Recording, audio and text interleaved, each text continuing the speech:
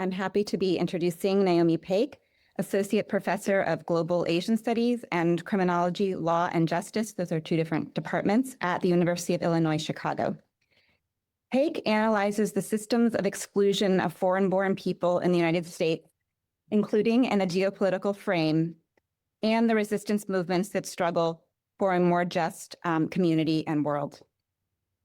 She is the author of Rightlessness, Testimony and Redress in U.S. Prison Camps Since World War II, 2016, which won multiple prizes, and Bans, Walls, Raids, Sanctuary, Understanding U.S. Immigration for the 21st Century, 2020.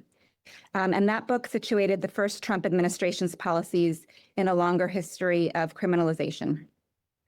She argues for an abolition approach to sanctuary in analysis, advocacy, and organizing.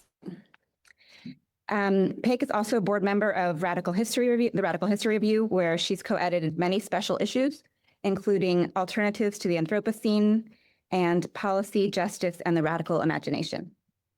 She's co-editor of the Politics of Sanctuary blog at the Smithsonian and member of the Sanctuary Campus Network, among other organizations. And she's currently working on a book, Sanctuary for All, which I believe relates to her talk today. So please join me in welcoming her too. Hello, everyone online. Hello, everyone in the room. Thank you all for being here. Good afternoon and free Palestine. All right, with you, I would like to continue speaking with my mask on. However, if folks online as an accessibility issue, if you have any issues hearing me or if it would help you to see my mouth moving, please put something in the chat and if y'all could relay that to me. The other thing is there should be captions available to you. If I am talking too fast, please let me know. But make sure that I want to make sure that you can actually access the information that I'm sharing today. Okay, so I want to thank all of you for coming out on such a beautiful day here, and I'm honored to be here as part of this series. I'm grateful to you, Sarah Wells, to Jenna Lloyd, to Monica Kim, for the invitation and the warm welcome. And I also really want to thank Adrian Pajic, who you've been so great to work with. You manage all the details so seamlessly, so beautifully. I don't know if y'all do raises anymore, but and they're gonna put one like, let's not devalue our workers. I also want to thank all the invisible labor that's gone into making this possible, including the people who clean the room, things like this, like those people never get acknowledged. So thank you, everyone who made this possible. Okay, so this is a very early attempt at making sense of the big picture questions of my next book project, which explores how an abolitionist sanctuary could be made as capacious as possible. To care for people, other living beings, and the environment. It asks, how can we create a sanctuary for all, everywhere, as the migrant justice slogans proclaim? So today I'm focusing on the problems of criminalization and pitting justice movements against each other. And I'm pulling together a lot of threads, like a lot of threads. And I'm very much in the figuring out stage, so I really welcome any questions or feedback. I'm really grateful for this opportunity to be here and to share and think with you together. All right. So, stretching across 120,000 square miles across northwestern Mexico and the U.S. Southwest, the Sonoran Desert is the green desert, the most biodiverse desert on the planet, home to species that exist nowhere else. For these reasons, Mexican and U.S. governments prioritized its conservation, creating protected areas meant to provide sanctuary for the flora and fauna and the landscape itself. The Sonoran Desert exists in geologic time that challenges human notions of history.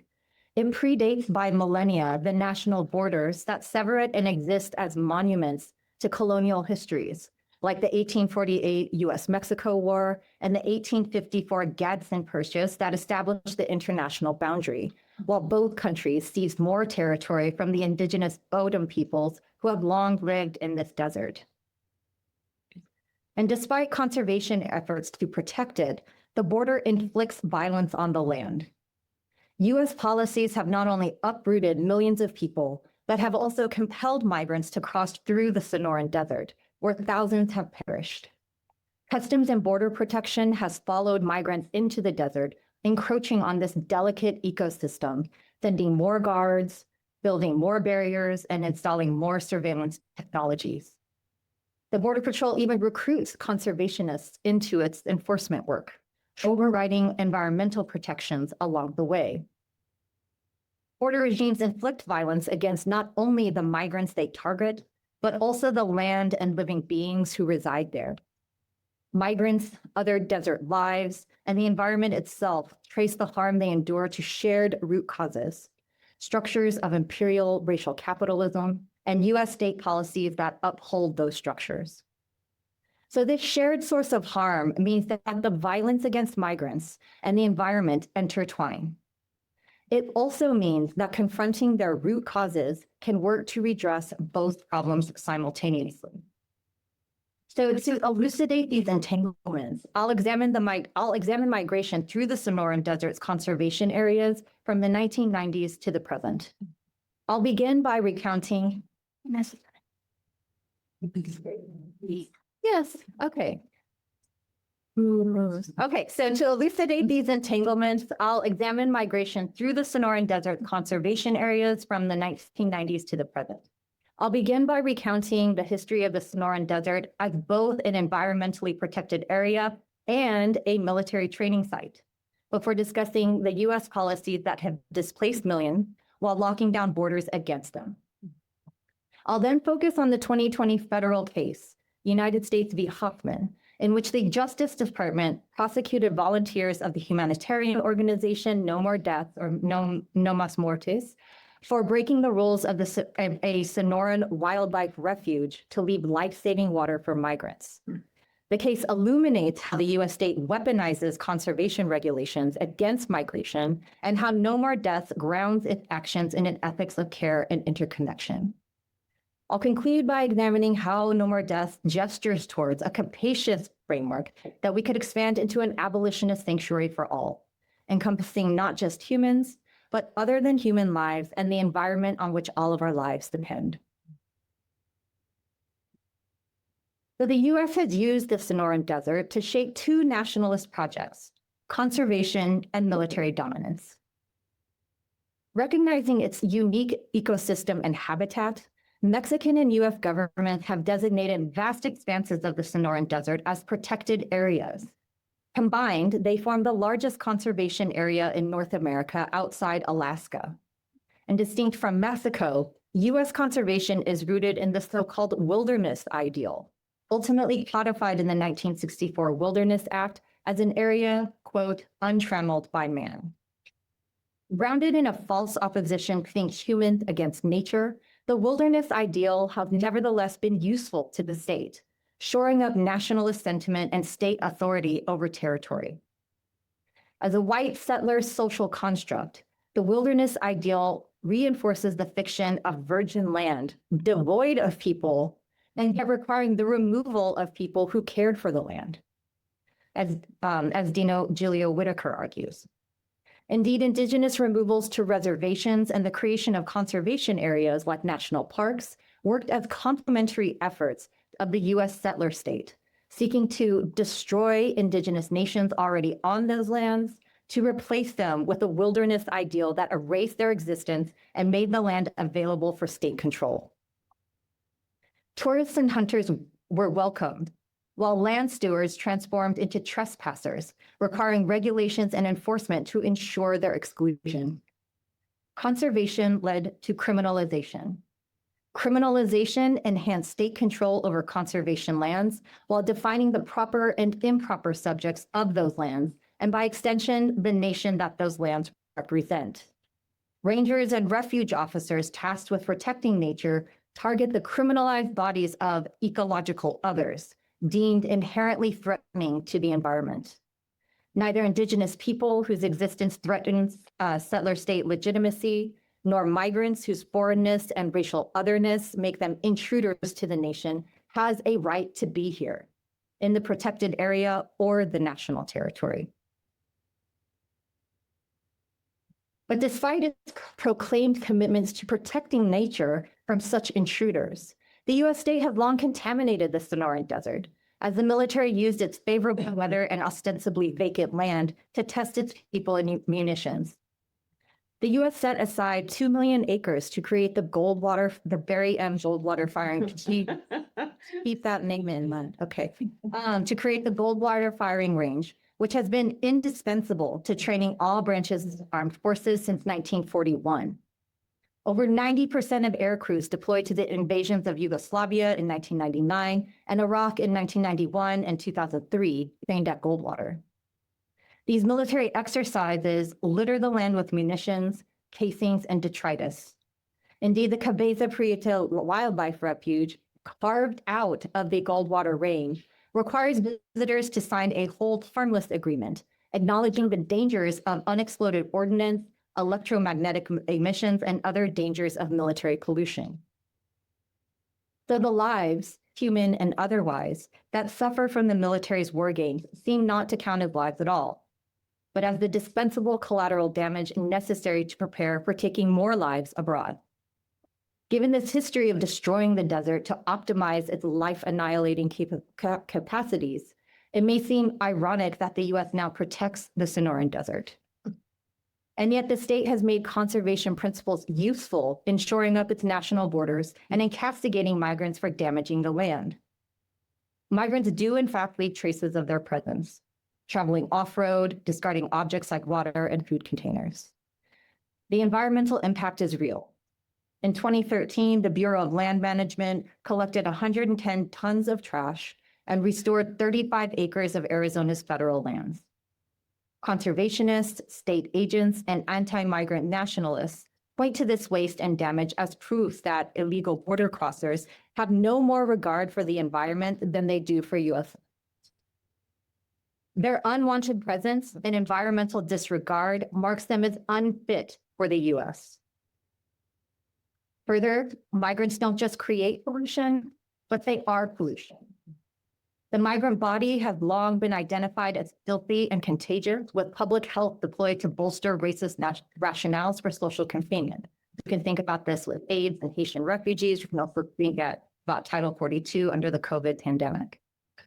So unauthorized migrants are people out of place, having trespassed the borders designed to contain them. They become what Mary Douglas describes as dirt that offends against order, and whose elimination is a positive effort to restore order. And since migrants cause the problem, intensified border enforcement provides a logical solution. From the state's perspective, efforts to rehabilitate environmental damage and fortify the border work together to restore order to the natural landscape, and more important, to the social order defined by sovereignty, territory, and borders.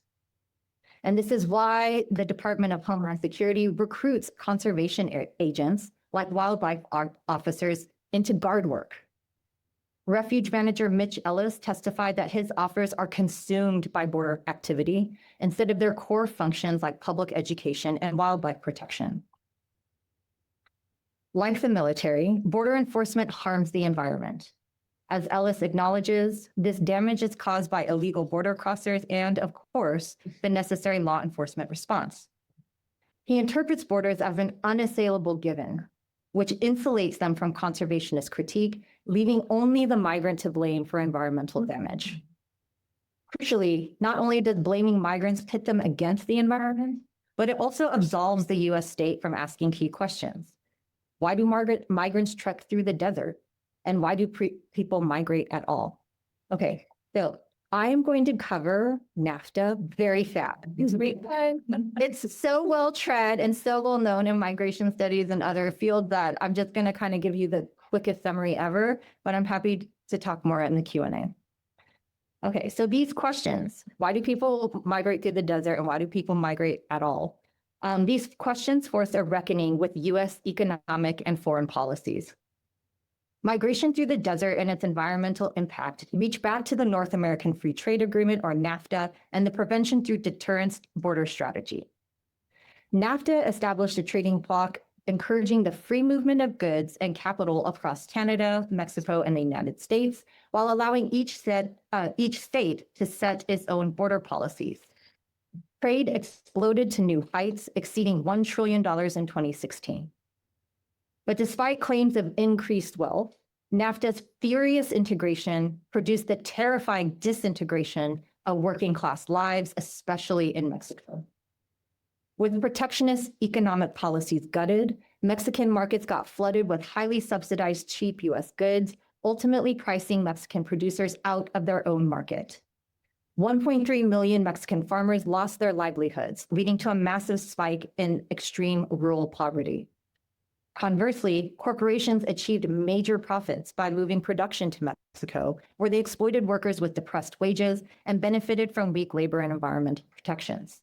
So, indeed, economic globalization has not only displaced people, but has also led to massive increases in global emissions, which had been stabilizing in the early 1990s, only to explode to new heights following the passage of free trade agreements and the resulting increases in shipping, manufacturing, and resource extraction. As Naomi Klein states, exploited workers and an exploited planet are a package deal. So I just want to point out that the red dots in this map are tankers. So if we just didn't use fossil fuels anymore, all of those red dots would disappear. So even just the transportation of fossil fuels accounts for so much of this marine traffic. But the point is that this marine traffic has really jumped with the development of free trade, okay? And that contributes to all kinds of environmental impacts. Okay, so what makes the frictionless global movement of capital so profitable are borders, which prevent the transnational movement of labor and create a captive population of exploitable workers where they are. Even before leaving home, migrants face carceral violence inflicted by borders. So uprooted from unlivable lives, many had no choice but to follow capital north to survive, only to meet the restrictions of US borders. And should people refuse to be left behind by capital's movements and instead violate borders by crossing them, the state criminalizes their survival strategies. In 1994, the same year as NAFTA, the US implemented the Prevention Through Deterrence, or PTD border strategy, which attempted to seal urban high traffic crossing points by increasing border enforcement. By design, it pushed migrants to the less populated Sonoran Desert, where thousands have perished. PTD has made the US-Mexico border the deadliest land crossing in the world.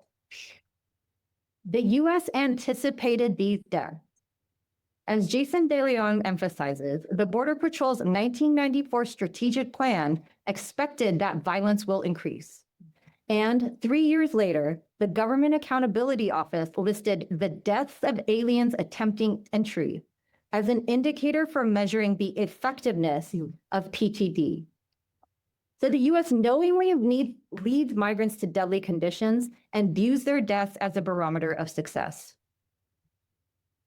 And yet border enforcement, no matter how severe, cannot succeed because it never addresses the root causes of migration, like the great disparity in the standard of living and chances for upward mobility in Mexico versus the United States, as the Border Patrol itself conceded. But rather than changing course, we enter an ever-escalating, yet entirely futile security spiral. More walls, guards, and surveillance, all of which fail to stop migration, thereby justifying even more walls, guards, and surveillance. In 2014, DHS funded the construction of hundreds of surveillance towers covering more than 200 miles along the southern border with night vision, thermal sensors, and ground sweeping radar, offering wide area persistent surveillance. And although this high-tech approach, innovated by the Israeli security company Elbit Systems, has not stopped migration, DHS signed another contract to extend Elbit's mass surveillance system onto the lands of the Tohono O'odham, which straddle the border across the Sonoran Desert. As Nellie Jo David, an Odom citizen, states, "I don't feel safe with them taking over my community.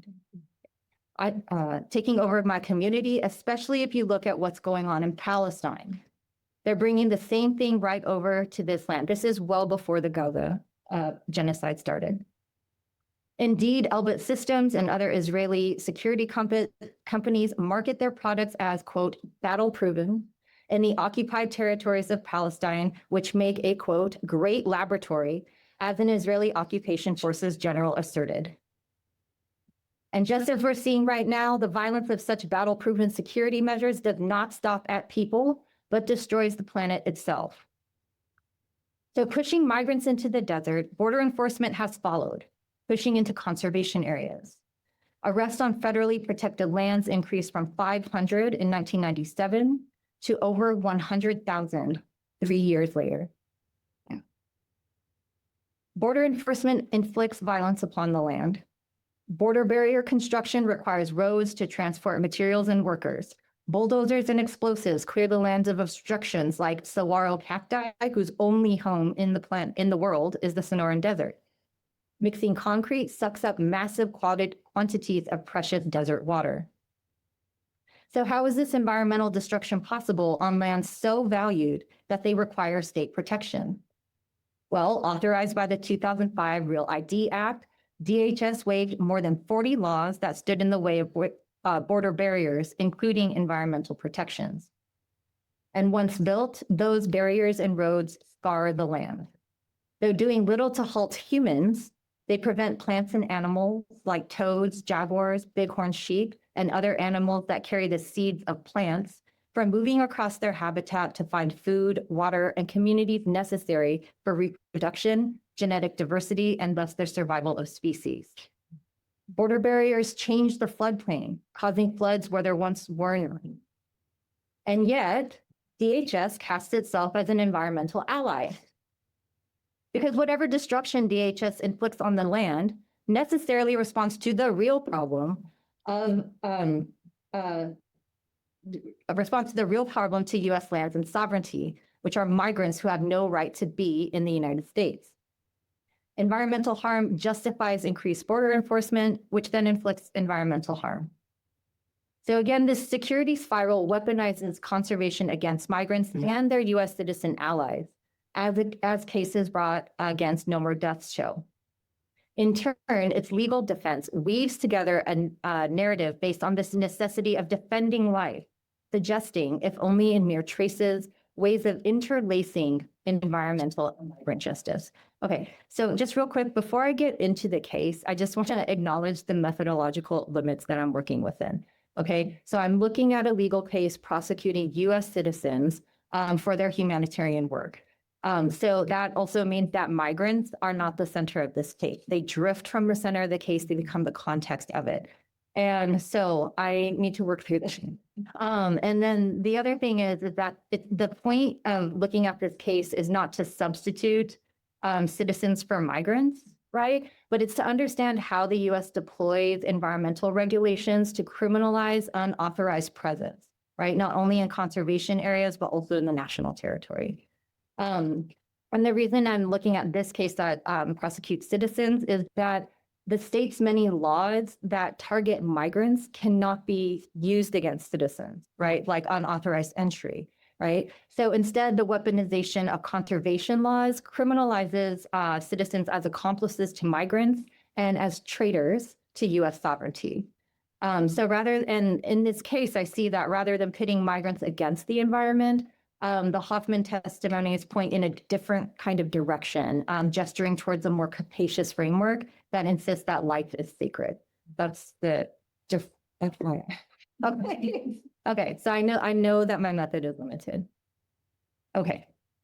So No More Deaths launched in 2004, responding to the rising numbers of migrants perishing in the desert. The organization follows an explicitly humanitarian mission to end death and suffering in the Mexico-US borderlands by providing aid, searching for the disappeared, and documenting Border Patrol abuses for which it endures state targeting. The case United States v. Hoffman exemplifies the state's weaponization of conservation as a method of criminalization. So in the summer of 2017, Fish and Wildlife Officer Michael West intercepted 4 No More Deaths volunteers leaving water in the Cabeza Prieta Wildlife Refuge and asked them to leave without issuing any citations or tickets. Months later, however, the Justice Department charged the volunteers with entering a wildlife refuge without a permit and abandoning property. The defendants did not contest the facts of the case. They admitted to entering the refuge without a permit to leave water and provisions. And grounding its defense in the 1993 Religious Freedom Restoration Act, each defendant testified to their work with No More Death as a spiritual practice guided by shared beliefs that all life is sacred and that everybody is connected. As the Sheila Orozco McCormick elaborated, their work honored not just the sanctity of life, but the sanctity of death because it's all connected. She remarked how it felt sacred to be walking on the same ground as migrants. And when encountering evidence of their presence, like the so-called waste, proving migrant criminality, it's to be revered. It's to be respected. What the state defines as garbage, she sees as evidence of sacred connection to other lives. Among other spiritual rituals, she and fellow volunteers shared moments of silence when encountering migrant waste or leaving water bottles to commune with the people they hoped would find the water. The Justice Department instead cast the defendants as frauds who used religion as constitutional cover for their political activity. However, as appellate judge Rosemary Marquez noted, the Religious Freedom Act requires evidence that defendants acted out of beliefs about what is right and wrong, held with the strength of religious conviction. So grounding their defense in religious freedom, No More Deaths was able to elevate the ethical foundation of their work, which values life, superseding all other concerns like U.S. sovereignty. So for them, religion offers no cover story, but a way of adhering to principles that exceed state law. To substantiate their claims, the defense called John Fife as the organization's spiritual leader. Fife extended his work as a core organizer of the 1980s sanctuary movement by co-founding No More Deaths, as faith communities responded to the migrants killed by the lethal combination of NAFTA and PTD. As he remarked, it was out of a clear faith motivation that we not only organized, but practiced our faith out there in the desert. From the beginning, the organization exercised direct action as spiritual expression. As the defendants testified, leaving water enacts a practice of faith with those trying to survive their journeys. Indeed, their work of leaving provisions in the desert requires faith without guarantee. All the volunteers can do is hope that the food, water, and supplies they leave will be found by some person in need.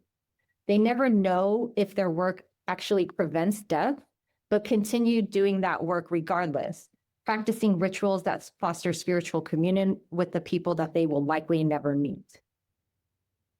So No More Deaths asserts that humanitarian aid is never a crime, framing their actions not as civil disobedience, but as civil initiative, which guided the sanctuary movement before it. Derived from principles of the Nuremberg trials, civil initiative asserts that people are legally obligated to disobey inhumane governments. It means doing justice through concrete action, such as helping Jewish Europeans escape the Holocaust. Or in No More Deaths case, providing life-sustaining resources for migrants. As defendant Una Holcomb described, their actions seek to reveal the state's violations through NMD's adherence to the greatest law that applies, humanitarian moral law that the government is not following. So while claiming to follow the law, civil initiative challenges state violence. As sanctuary organizer Jim Corbett argues, civil initiative to comply with laws that officials are violating puts a government's legitimacy in question. And it is this challenge to state legitimacy that explains why the state insists civil initiative is always criminal. And this criminalization also explains why the legal strategy, asserting that humanitarianism is never a crime, cannot shield it. The US state can draw on any of its laws, including conservation and environmental regulations, to criminalize them. And Fife had already experienced criminalization decades ago as part of the sanctuary movement. Its initial efforts to provide legal aid to Salvadoran and Guatemalan migrants fleeing brutal US-supported regimes crashed against the state's categorical refusal of asylum.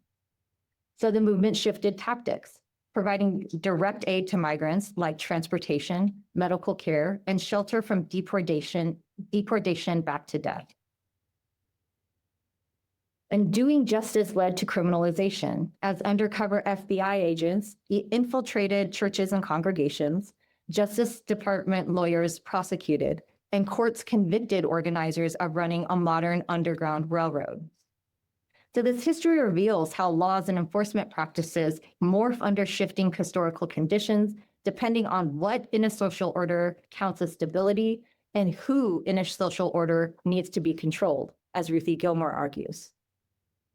Criminalization meets only the limits of the state's changing needs.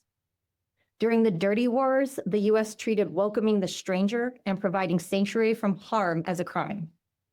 Under the border regime of the past 3 decades, the state treats leaving water for people in need as a crime.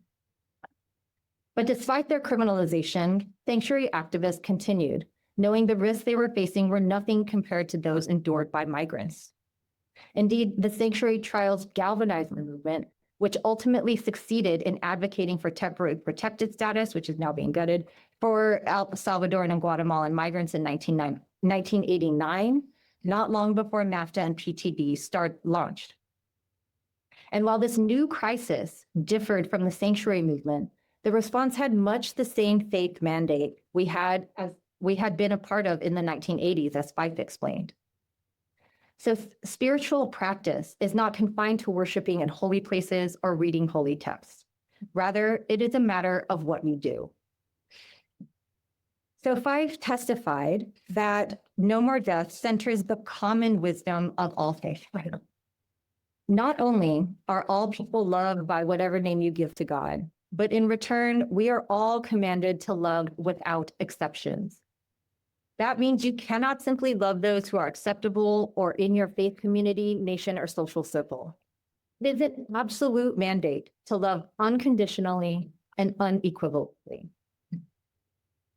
So No More Deaths operates that and demonstrates that love is action, a matter of what you do to meet concrete needs: food for the hungry, water for the thirsty, freedom for the imprisoned, and welcome for the alien. Put differently, everyone should have what they need. Okay? We struggle with extending welcome to the person who is not just unfamiliar to us, but whom we recognize as a stranger, one who is already recognized as not belonging, as being out of place, as Sarah Ahmed argues. So this action of love unconditionally and unequivocally requires taking risks, not just of state targeting, that's like the less important part, but of building relationships with the stranger.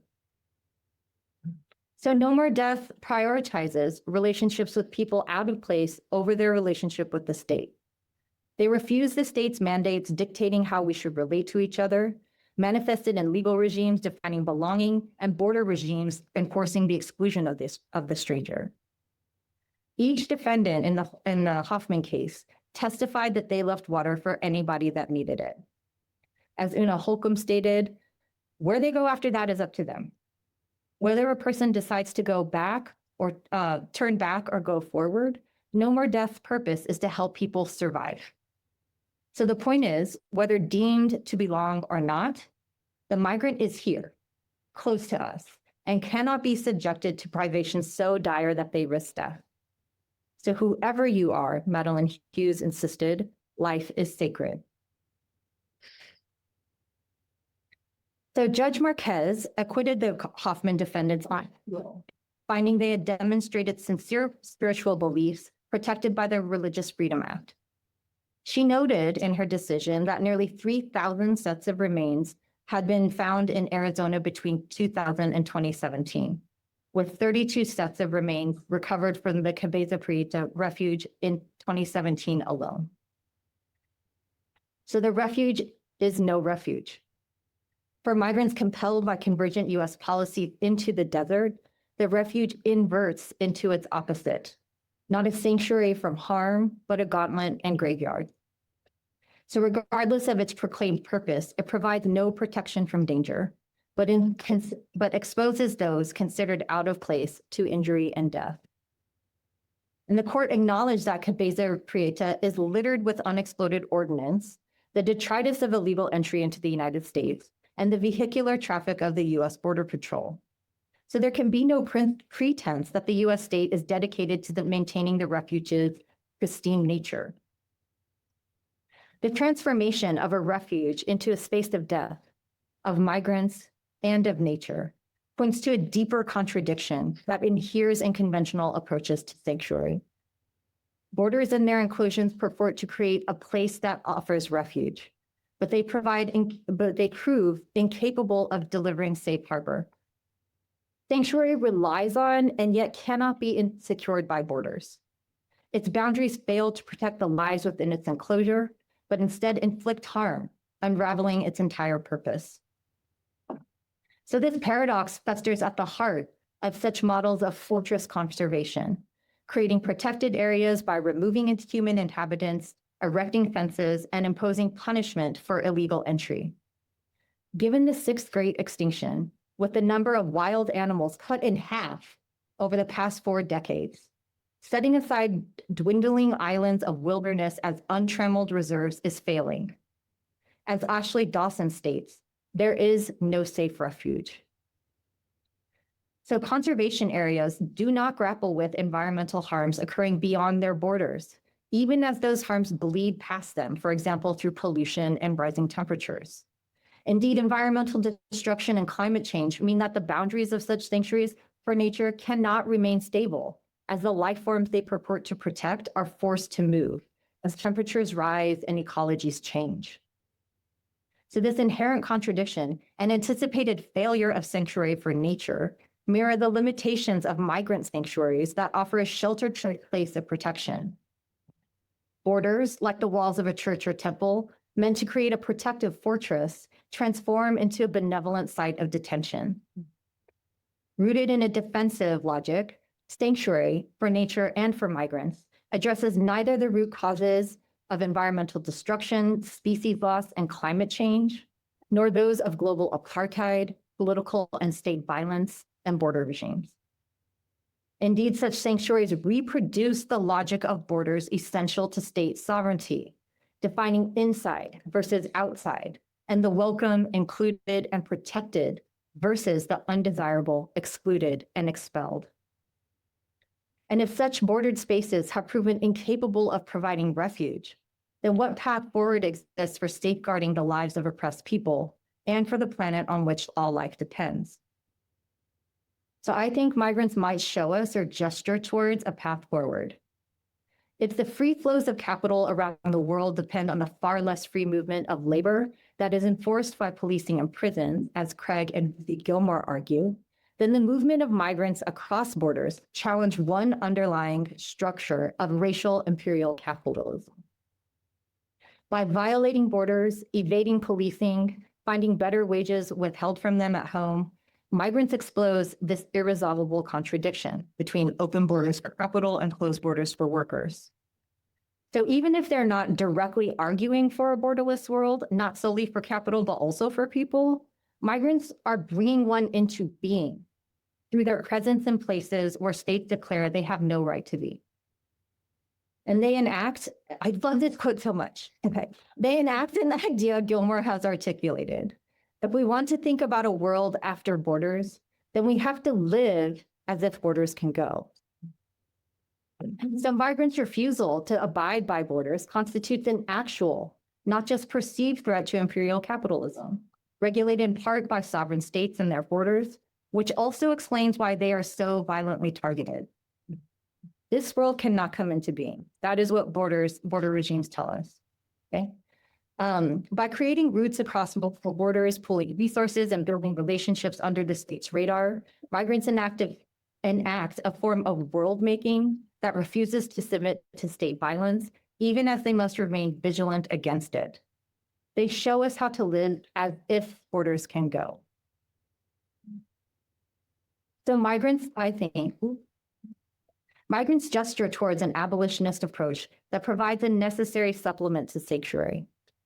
Abolitionist sanctuary requires recognizing, as Gilmore states so well, where life is precious, life is precious. Or in Hoffman's words, life is sacred. No More Deaths enacts community defense, knowing their work offers only a stopgap on the way to addressing the core issues leading to migration and border violence. We might think of No More Deaths work as a form of safeguarding, which Judith Butler describes as a future-oriented modality, an anticipatory care that secures and reproduces the conditions of becoming, of living, of futurity, where the content of that life, that living, can neither be prescribed nor predicted, and where self-determination emerges as potential. This safeguarding exceeds any particular space. As the Hoffman witnesses described, the entire desert was made sacred by their rituals, and more important, by the people enacting their agency, their capacity to craft opportunity from the wherewithal of everyday life. While holding that future potential, safeguarding is insufficient on its own. No More Deaths cannot solve the root causes of migrant deaths. And this limit of humanitarianism suggests why abolition is an essential supplement to sanctuary. So rooted in a radical analysis that grasps things at the root, as Angela Davis argues, an abolitionist sanctuary would tackle the shared root causes of environmental destruction and human oppression simultaneously. Systems of imperial racial capitalism, of borders that divide working class people, of relations where humans see environments, other life forms, and each other as resources to be extracted. Neoliberal capitalism has intensified not only worker exploitation and thus human migration for survival, but it has also led to the explosive growth of carbon emissions and the exploitation of the Earth's resources. Understanding these shared root causes, Gilmore emphasizes that abolition has to be green, red, and international. The organizing to dismantle state violence and build a world where life is precious requires redressing environmental harm and ensuring that all living beings have a livable planet. An abolitionist sanctuary seeks to create a world where our economic, political, and social relations are entirely reconfigured, rooted in reciprocal care and a relentless attention to our interconnectedness. The interdependence central to abolition is not restricted to humans. No human can survive without other lives. From the trillions of microbes cohabitating our bodies to the plants and animals we depend on. Abolitionist sanctuary also means redefining our relationship to the natural world, aligned with convivial conservation, focused not on exploitation, but on the building of long-lasting and open-ended relationships with non-humans and ecologies.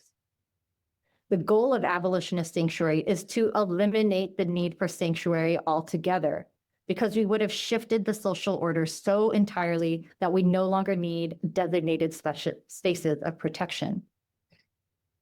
Because if we create a world where sanctuary exists everywhere for all life, then there would be no need for a specific territory of bordered protection, with vigilantly guarded borders of refuge that trend toward casting out everyone and everything else. So taken to its logical extension, this is the meaning of the migrant justice slogans, sanctuary for all, sanctuary everywhere. Thank you very much. Adam, go ahead. So you've spoken about like the free movement of capital across borders, the constricting of labor mobility across borders. And so you've written about immigration justice and abolitionist sanctuary organizing under both the Trump 1.0 and 2.0 administrations. So I'm wondering if you have a sense, it might be too early to tell at this point, but if you have a sense of whether the attacks on immigration, on immigrants are rational, like in the sense of like disciplining the marginalized labor force or sharpening state institutions, or if they're like irrational in the sense that like the Trump administration has recently received like negative feedback from agricultural companies saying that like they need their laborers. So I'm wondering if you have a sense of like if there's a rational material component here that's driving their actions, or if there's something that's more ideologically and racially motivated. Do other people have questions? I might stack them if they're overlapping. If not, I can just start. Yes. I was just interested in, I think it's Mike Weiss, the Fife in his organization, and I was interested in the ideological influences on their organizing practices. How influenced are they by things like movements like liberation theology and things like that? Yeah. This isn't a very no-form question, That's but okay. I'm just so fascinated by No More Deaths and how you understand their theorizing in addition to their practice. Mhm. And I was trying to kind of get this straight in my head because in some ways they sound like they're operating within a fairly kind of conventional humanitarian model, you know, not recognizing nation states and borders, the sanctity of life. And yet somehow the fact of the border renders this, I don't know, really radical in some ways. I was just curious how you think about the capaciousness of their politics, how they are, you know, part of this longer humanitarian mode, but also in some ways, the moment seems to, you know, I don't know, lead that to something much more kind of huge. So I don't know. Sorry if that's incoherent. No, that's exactly what I'm trying to grapple with. Okay, so could people online hear the questions? Because they were all in the room. I'll just repeat them. Okay, so first of all, we had one about is what 47 is doing rational or irrational? It seems rational because it's disciplining migrant labor and then shoring up state authority, but it seems irrational because capitalists like, you know, big ag or, you know, different industries that rely so heavily on migrant labor are pushing back against this. So that's the first question. Second question was about the ideological influences of No More Deaths. This is kind of riffing off of the presence of John Fife and specifically about liberation theology. And the third question was about No More Deaths. They seem both very conventionally humanitarianism, proponents of conventional humanitarianism. But the fact of the border seems to lean them more radical, like more confrontational against state borders. And so thinking about the capaciousness of their politics. Okay. So rational or irrational? I think it's both. And also this is not new with Trump. So this is like, this is capitalism, you know what I mean? So what makes capitalism, especially late stage capitalism, profitable, what makes capital accumulation so aggressive is the fact that labor can't move with capital. Okay, so like the whole system is propped up by borders and the kind of carceral logic imposed on working class people all over the world. Okay, so you know, this goes like so far back, right? So this is not a new thing. And there's always been this tension between the demands of the state, right? Or the demands of the nation state to know thyself. And we are not Chinese, you know, from Chinese exclusion, you know, we are not disabled. We are not, you know, poor, like all of these things, right? So there's always been kind of a push-pull between the state, the nation state, which needs to know what it is. And then also the demands of capital that is always going to be looking for the most exploitable labor, right? Labor source for capital accumulation. So this is just like an inherent structure that informs all immigration policy, really. So in that sense, this kind of contradiction is always going to lead to irrational policy, right? So right now, I think what we're seeing to me, it seems highly rational in many ways, even though like the economy is clearly tanking, even though, you know, the stock market is doing well, but the real economy is very weak right now. We're basically already in a recession. Okay, and this is the moment when you're trying to, have the biggest raid against the Hyundai plant. You know what I mean? Like, which is like technological workers who are there in Georgia standing up a plant so that it can employ US workers out of a negotiation with 47. Completely irrational, right? Seemingly. And like the South Korean press is like all over this. Like they hate us anyways, but they really think it's like you made that whole country lose so much face, they're never going to get over this, right? So completely irrational. But what I think is ultra rational is that it's really in the big, beautiful bill. It is the dismantling of, it is the dismantling of any kind of social welfare program or any investment in the social good, and this massive investment in the infrastructure of fascism. Okay, so when you're giving ICE hundreds of billions of dollars over the next couple of years to hire anyone basically off the street, and then build all these detention centers, and then, buy more vehicles, all of these things, that is the infrastructure of fascism. Not only that, but we're seeing the profligate kind of violation of constitutional rights and laws against migrants. That's getting us used to it. Do you know what I mean? Mhm. So it's habituating us into a new culture where the Constitution just isn't a thing anymore. So in that sense, I find it highly rational.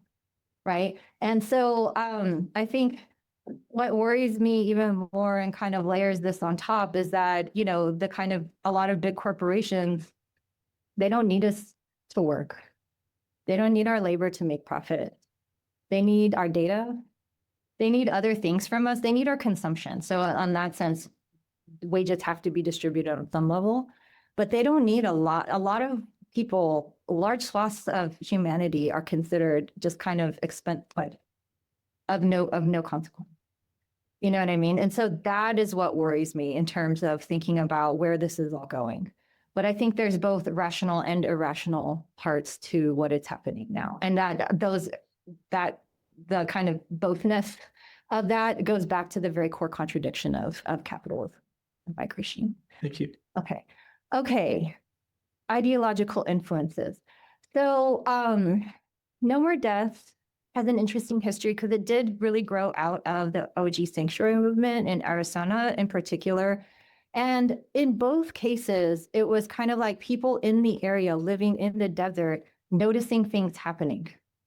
Okay, so noticing that Salvadoran and Guatemalan migrants were coming through the desert and then getting intercepted and deported, right? That was kind of what, that's how Jim Corbett got involved. That's how John Fife got involved, and they started doing legal aid, and then the legal aid wasn't working. So they started this bigger movement.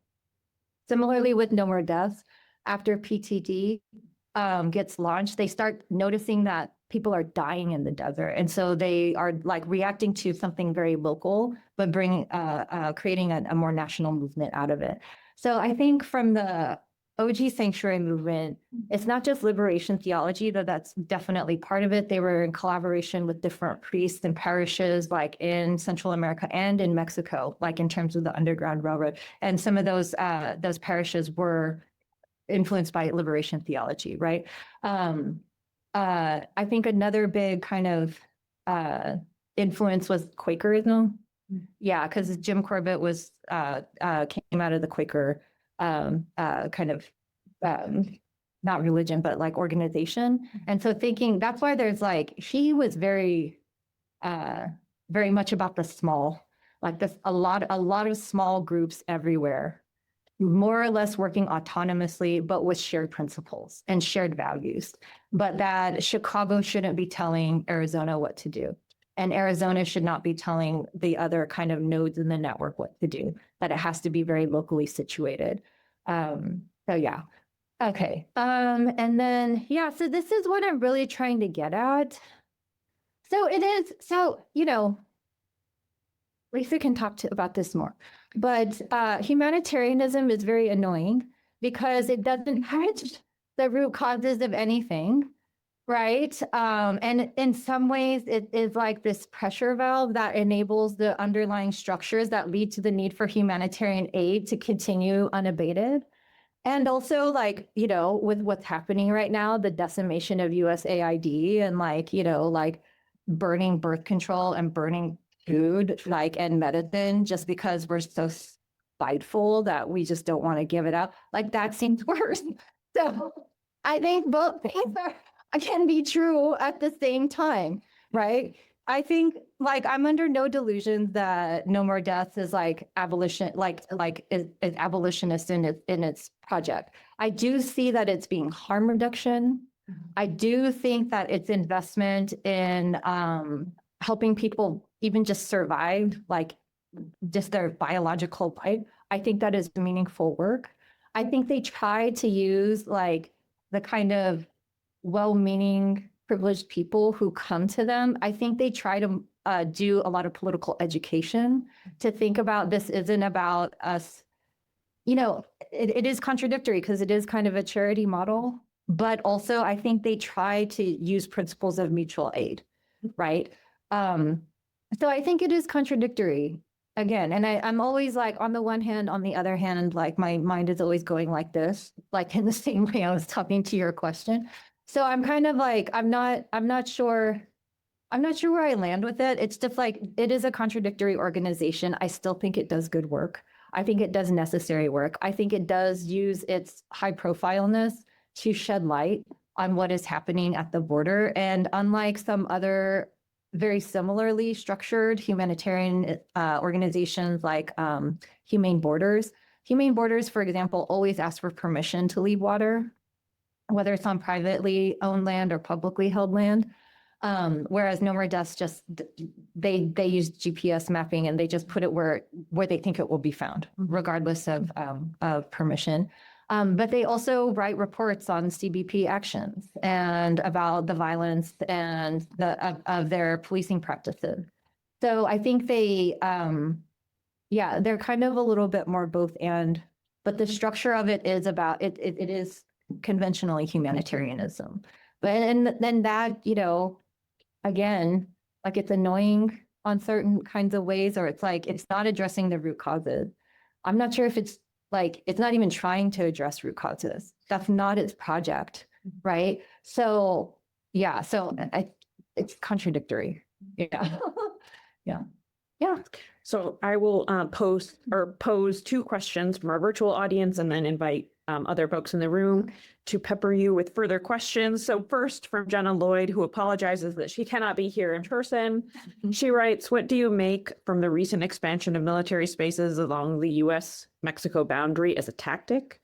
Does it collapse the citizen immigrant distinction by turning anyone encountered in those spaces into an enemy, whether humanitarian or migrant or smuggler? And then the second question comes from Matthew Block, who writes, I wonder about your proposition that the goal of abolitionist sanctuary organizing should be to make the need for sanctuary obsolete. In Cunningham's early, perhaps 1995, book about the 1980s sanctuary movement, she argues that sanctuary movement actors were in the process of trying to, among other things, develop new moral economies, new ways of living and being together, new subjectivities, and new politics.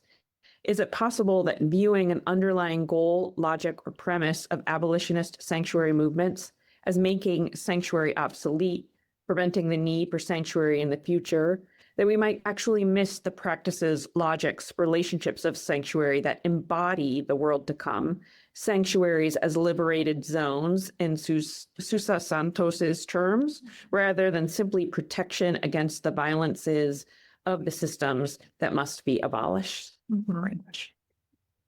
Who would like to follow those up? I don't know.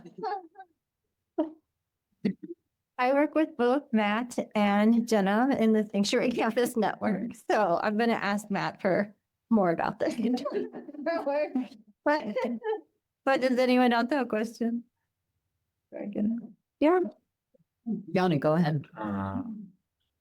So kind of talk a little bit about how migration control, migration restriction has its origins in maybe NAFTA, and you pulled the quote from Gilmore about how the free flow of capital depends on the less free flow of labor.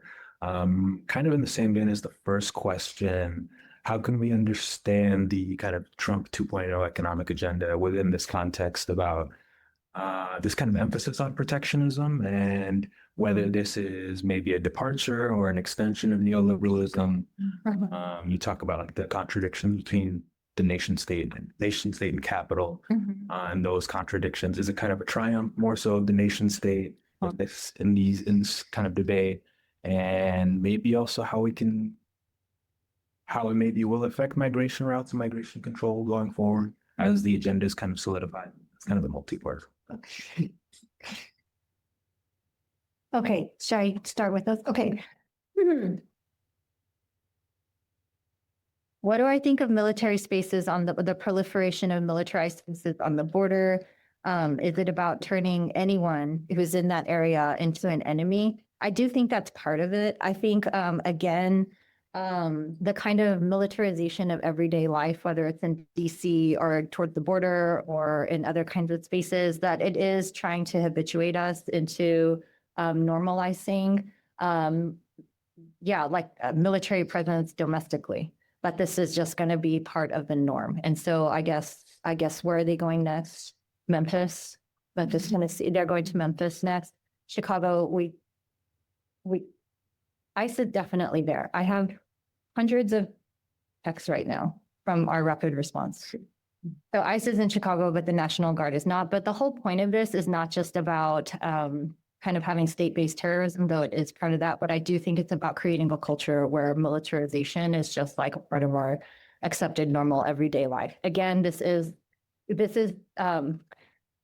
getting us used to fascism, so that by the point that we actually realize that it's happening, it's too late. I'm very worried about this. I feel like every day we're losing so much time and we're not going to get it back. And so this is what I kind of have panic attacks about. But I think that, yeah. So, but turning anyone into an enemy, I think this is also part of not the infrastructure, but maybe the culture of fascism. And Ruthie talks about this a lot as well, that this is part of what legitimizes the state. When the state is delegitimizing itself, saying that we can't provide healthcare, we can't provide infrastructure, we don't need a Department of Education, et cetera. Like all we have is terror and like policing and military violence. I think that this is, again, part of like you need a perpetual enemy in order to legitimize the state itself when the state refuses to do what it's supposed to do, which is like ensure some kind of social cohesion and well-being, right? And because the kind of anti-state state is like kind of culminating or doing more than ever, you need a stronger, more solid, and maybe more multiple enemy in order for the state to legitimize itself, to have legitimacy in the eyes of the people. So I think that's part of what's going on. Yeah, I'm not sure if that's like the best answer to your question. I would love to talk to you more about that later, Jenna. Okay, Matt, your question was like 500 sentences. Okay. So it's basically, okay, your proposition of abolitionist sanctuary, and this is true in terms of, this is what I think. I think the goal of sanctuary is to make it obsolete. At least when I'm talking about sanctuary as conventionally understood as a protected place, like a bordered space of safety. So whether it's the walls of a church or a temple or something like that, there is this kind of inside outside, right? And in kind of more conventional spaces of sanctuary, it's like the FBI, ICE, you are the ones that are being excluded from this space. But the logic of it replicates the same logic of the nation state, the same logics of colonialism. So that is the kind of version of sanctuary that I think needs to be obsolete. I think the goal of abolition is to create a world where no one needs a cordoned off space of safety. Having said that, I hear you when you're talking about the new moral economy, the new ways of living together, the kind of practices, the kind of everyday habits that it takes to bring that world into creation, right? And I think that, I think, Matt, what you're getting at is that this is a place-based practice. right? Like creating this world making is not like in our heads and is not happening on, well, maybe it is, it could happen on Zoom, but I really think that it happens in my relationships with people in front of me. I think, Matt, one of the things that you mentioned is that these practices are embodied practices, which means they happen in a time and a space, right? And so I definitely hear you on that. I think that, and I don't think they're like actually mutually exclusive. I think that they actually work together, like an abolitionist model of an abolitionist sanctuary that eliminates the need to have sanctuary does not mean that we are eliminating those spaces of communion where we practice how to live well together. Does that make sense? I hope that makes sense. I would love to talk to you more about this, offline or something. Okay, and then, okay. I think it's about 47th economic agenda and like the tariffs and the protectionism, right? So what is happening? Is it the triumph of the nation state? And how will this affect migration? Okay. To be honest, it feels very irrational to me, the tariffs part. I think I read something that they got ChatGPT to do it or something, or they used like some basic formula. It wasn't based on economists at all. So it was just like, they just made it up. So that seems very irrational. So I do think that this kind of MAGA, America First, kind of like aggressively anti-intellectual, aggressively averse to facts, and like actually existing conditions is part of it. I do think that he's trying to make it the triumph of the nation state. Obviously it's kind of like, it feels sort of like the border wall itself. It is with the border wall, it is more of a symbol. It is like a totem to nationalism. It is also very contradictory because it's showing strength. They think that it's showing strength. It's actually showing a deep insecurity and weakness, right? And I think that is part of what's going on with the economic agenda. But honestly, I'm not sure. I don't know how to make sense of the tariff part. Let's see. And how will this affect migration? I'm actually not sure. I feel like his immigration agenda is going with this more fascist state violence route. And I think that's the most important thing. I feel like the terrorist thing is because he doesn't understand economics. Yeah, or math or anything. Yeah. I don't know if that's a very satisfying answer. Okay. Yeah, I'm not sure if this is a question or not.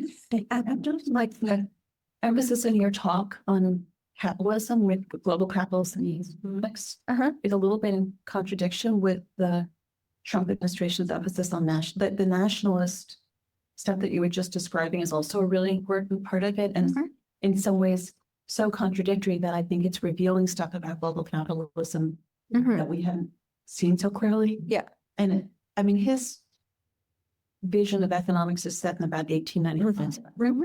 I mean, it's just like he somehow it's shaped by a different vision of the world that's entirely based on nationalism. And I think those tensions are part of what we're seeing. So I just feel like there's the emphasis on global capitalism, maybe a little bit more light on the nationalism part would underscore the contradictions of all of it. And I did have one other question. Do you see, so there have been other cases historically of people on the border being charged with crimes for helping migrants. Do you feel like this decision with the Five group is that going to affect what is the implications for other people who want to do humanitarian work on other states? What do you know the legal consequence? Is it considered precedent or is it going to get overturned by another? So as far as I know, the Hoffman case has not been overturned. Oh, so for people online, there's two questions. One is that what's happening right now, like my talk focused a lot on capitalism and a little less on nationalism. And that seems like not quite on the mark for what's happening right now under 47. That 47's vision of the world is rooted in like late 19th century or like late 19th century. And then it had, a totally different vision of the world based on nationalism. So maybe comment on that. And then the second question was, there are other cases of helping people on the border, or sorry, other cases prosecuting people for helping migrants around the border. So what are the implications for humanitarian work overall in the US? Are these cases, do they have standing precedent, et cetera? Okay, so as far as I know, Hoffman has not been challenged. It wasn't overturned, or like the DOJ didn't appeal. So some of the more famous cases is like Scott, I want to say Walker, but I think it's just because I'm in. But Wisconsin, I can't remember, I'm so sorry. Still. Yeah, no, I forget his name. There was a No More Deaths volunteer who actually met two migrants and then took them to a little shelter and let them drink water and gave them some food and like gave them some bandages or something for their feet. And then they left. And he was prosecuted for harboring, which is a felony. So that's a much more severe penalties than what the Hoffman defendants were facing, because he had direct contact with these migrants and didn't turn them in. Scott Warren. Scott Warren, yes, not Scott Walker. You do this. They're very two different people. Anyways, so Scott Warren, he actually went to court and he won his case, and that still stands. I don't think the DOJ appealed it. So I do think that this is a kind of like lawfare where, because like going to court costs a lot of money. It takes a lot of resources. These organizations are kind of DIY grassroots. They don't have tons of money for this kind of legal defense and everything. So I think, and we're seeing that proliferate right now, right? These kind of big lawsuits against all kinds of institutions. So I think a part of it is lawfare. What are the implications for humanitarian work? That's what we're trying to figure some of this stuff out right now, because like the Constitution doesn't totally matter right now, and the Trump administration is doing whatever it wants. And Pam Bondi and those other women are like saying, you can't even take pictures, like what we're doing in rapid response, like taking pictures of the vehicles, recording, like all of this kind of stuff, that is a crime because you're doxing them. Meanwhile, they have Israeli tech that can scan our faces and our eyeballs and all this kind of stuff. So I'm actually talking to some immigration lawyers who could maybe help us clean through this stuff. I think one thing that I heard on a teach-in the other day that Antoine posted is that the Supreme Court is so craven right now, not only because they're racist and like racist rapists, but also because they are really trying to avoid a classic constitutional crisis where they give an order like you cannot do whatever. You can't send people to third countries or to CCOT or whatever. They're avoiding that, or like racial profiling, all good, totally fine, right? So they are doing that because they want to avoid a constitutional crisis where they say you can't do something and the Trump administration just does it anyways. Then we're really in a constitutional crisis. So they're just punting and punting and punting. And every time they do that, we lose time. Okay, because no one's drawing a line with this guy. Right. So we are losing lots of time and lots of ground every time they punt, but we should anticipate that they will only punt. Okay. So what are the implications? I think we're still trying to figure this out. And then there's also laws on the books that are not helpful for us. I mean, the immigration law, it makes sense that immigration is the leading edge of fascism because there's already so much fascist stuff that we enable through immigration law already, right? So the harboring stuff, the material support for terrorism, the things that are buried in immigration law that I didn't even know about until people get kidnapped. And then I'm like, oh shit, I didn't know that was in there. That the Secretary of State could just say, you can't be here anymore, So yeah, I'm not sure. I'm not sure. And then lean in more into the nationalism part. Yeah, I think that's, I do think I think because I'm often thinking so much about root causes and trying to think about how do the root causes of environmental destruction and of human oppression, how are they rooted in the same thing? That leads me to imperialism and racial capitalism more. But you are right that like nationalism is always part of this story. I think what's contradictory right now as well is that the form of statecraft that is most beneficial to capitalist accumulation is moving from democratic governments or liberal democracy more towards a fascist and authoritarian kind of model. So I think both of those things are kind of working together. Yeah, I think, there's this piece in, I think it is the Boston Review. It's called Does Neoliberalism Require Neo-Fascism? And I think they make this writer makes a really good case about why it is that fascist forms of government are working better to secure the conditions of capitalist accumulation in this late stage of capitalism. And I found that very kind of candid thing. So I think that has also something to do with it, right? So, but I'm not, obviously I haven't thought this all the way through, so I need to think on this more. Yeah, but thank you for these questions. We have time for a quick question or two. We have one in the virtual audience. If anyone else in the room wants I just to have a talk. comment when I get a chance. You are, go ahead. Welcome. First of all, thanks for what you've done and the work you're doing. we come from the community, not the university at this point. Okay. And one of the frustrations for me throughout graduate school was always constant intellectualizing. But at the end of a seminar, I wanted to know what the hell I can do. And I think, my God, we're fighting fascism right now. And I assume everyone here knows about Voces de la Frontera and the rapid action response and that you can go to them. Good. And that we should tell other people about it and tell a lot of the young students particularly, because we need to be prepared. It's just a matter of time. So that's all I have to say. But thank you so much. This was wonderful. Thank you for being here. Thank you for the comment. The next question and comment actually riffs off that. So that's perfect. It's from Annie Menzel. She writes, thanks so much for a powerful and beautiful talk. It really speaks to the ways that border imperialism disrupts and attempts to prevent precisely the relations that make life possible at every level. If she understood correctly, you said that you were grappling with the organization's words and case being at the center of the story rather than the migrants themselves. Would you be willing to share more of your thinking about how you might address that? And also, are there